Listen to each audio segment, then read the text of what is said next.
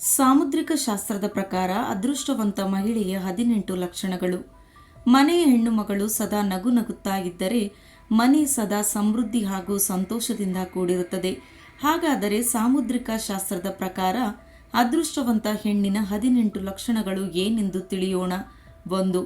ಹೆಣ್ಣಿನ ಹಣೆಯ ಭಾಗವು ಅಗಲವಾಗಿದ್ದರೆ ಆ ಹೆಣ್ಣು ಮಗಳು ತನ್ನ ಗಂಡನ ಮನೆಗೆ ಹೋದಾಗ ಆ ಮನೆಯಲ್ಲಿ ಸುಖವಾಗಿರುತ್ತಾಳೆ. 2.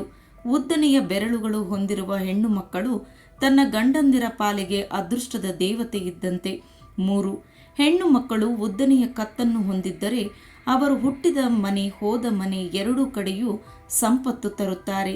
4. ದಪ್ಪವಾಗಿರುವ ಹೆಣ್ಣು ಮಕ್ಕಳು ಆರ್ಥಿಕ ಏನೇ ಕಷ್ಟ ಬಂದರೂ ಸದೃಢವಾಗಿ ಎದುರಿಸುವ ಸಾಮರ್ಥ್ಯವನ್ನು ಹೊಂದಿರುತ್ತಾರೆ. 5. ಹೆಣ್ಣು ಮಕ್ಕಳು ದುಂಡನೆಯ ಗುಂಡಾದ ಕಣ್ಣು ನೋಡಲು ಆಕರ್ಷಕವಾಗಿದ್ದರೆ ಅವಳು ನೆಲೆಸಿರುವ ಮನೆಯಲ್ಲಿ ಸದಾ ಖುಷಿಯಿಂದಾಗಿರುತ್ತಾಳೆ. 6. ಹೆಣ್ಣು ಮಕ್ಕಳ ಹಲ್ಲಿನ ನಡುವೆ ಅಂತರವಿದ್ದರೆ ಆ ಹೆಣ್ಣು ತುಂಬಾ ಭಾಗ್ಯಶಾಲಿಯಾಗಿರುತ್ತಾಳೆ. 7. ಹೆಣ್ಣು ಮಕ್ಕಳ ಕೈ ಬೆರಳಿನಲ್ಲಿ ಶಂಖ ಹಾಗೂ ಶುಭ ಚಿಹ್ನೆಗಳು ಇದ್ದರೆ ಜೀವನದಲ್ಲಿ ಸೌಭಾಗ್ಯವನ್ನ ಕಾಣುತ್ತಾಳೆ. 8.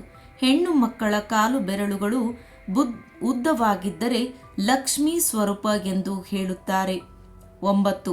ಹೆಣ್ಣು ಮಕ್ಕಳ ತುಟಿಯ ಭಾಗದಲ್ಲಿ ಮಚ್ಚೆಯನ್ನು ಹೊಂದಿದ್ದರೆ ಅದೃಷ್ಟಶಾಲಿಯಾಗಿರುತ್ತಾಳೆ. 10. ಚಪ್ಪಟೆ ಪಾದಗಳನ್ನು ಹೊಂದಿರುವ ಮಹಿಳೆ ಮನೆಯಲ್ಲಿ ಯಾವುದೇ ಕಲಹ ನಡೆಯಲು ಬಿಡುವುದಿಲ್ಲ ಮತ್ತು ಕುಟುಂಬಸ್ಥರ ಜೊತೆಗೆ ಹೊಂದಾಣಿಕೆಯಿಂದ ನಡೆದುಕೊಳ್ಳುತ್ತಾಳೆ. 11. ಹೆಣ್ಣು ಮಕ್ಕಳು ಉದ್ದವಾದ ಕಿವಿಯನ್ನ ಹೊಂದಿದ್ದರೆ ಭಾಗ್ಯಶಾಲಿಯಾಗಿರುತ್ತಾರೆ ಹಾಗೂ ಅವರ ಆಯಸ್ಸು ಆರೋಗ್ಯ ಹೆಚ್ಚಿರುತ್ತದೆ. 12. ಮೂಗಿನ ಮೇಲೆ ಮಚ್ಚೆಯನ್ನ ಹೊಂದಿದ್ದರೆ ಅವರು ತುಂಬಾ ಅದೃಷ್ಟವಂತರು. 13. ದೊಡ್ಡ ತಲೆಯನ್ನು ಹೊಂದಿರುವ ಹೆಣ್ಣು ಮಕ್ಕಳು ಸರಸ್ವತಿ ದೇವಿಗೆ ಹೋಲಿಸಲಾಗಿದೆ. 14. ಅಗಲವಾದ ಹೆಬ್ಬೆರಳುಗಳನ್ನು ಹೊಂದಿದ್ದರೆ ಅದೃಷ್ಟ.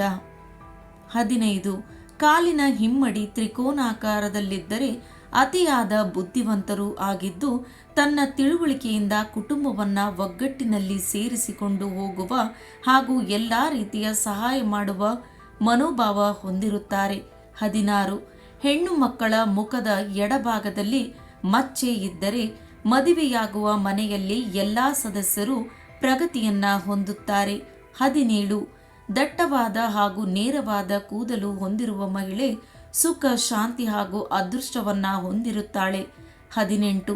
ಹೆಣ್ಣು ಮಕ್ಕಳ ಕಾಲಿನ ಬೆರಳುಗಳು ಅಂತರವಿದ್ದರೆ ಮನೆಗೆ ಸುಖ ಶಾಂತಿ ನೆಮ್ಮದಿ ಸಕಲ ಐಶ್ವರ್ಯಗಳನ್ನು ತರುತ್ತಾಳೆ. ಸ್ನೇಹಿತರೆ, ಈ ಮಾಹಿತಿ ನಿಮಗೆಲ್ಲ ಇಷ್ಟವಾಗಿದೆ ಎಂದು ಭಾವಿಸುತ್ತೇನೆ. ಇಷ್ಟವಾದಲ್ಲಿ ಲೈಕ್ ಹಾಗೂ ಶೇರ್ ಮಾಡಿ. ಇದುವರೆಗೂ ನನ್ನ ಚಾನಲ್ ಸಬ್ಸ್ಕ್ರೈಬ್ ಮಾಡಿಲ್ಲ ಅಂದರೆ ಸಬ್ಸ್ಕ್ರೈಬ್ ಮಾಡಿಕೊಳ್ಳಿ. ಧನ್ಯವಾದಗಳು.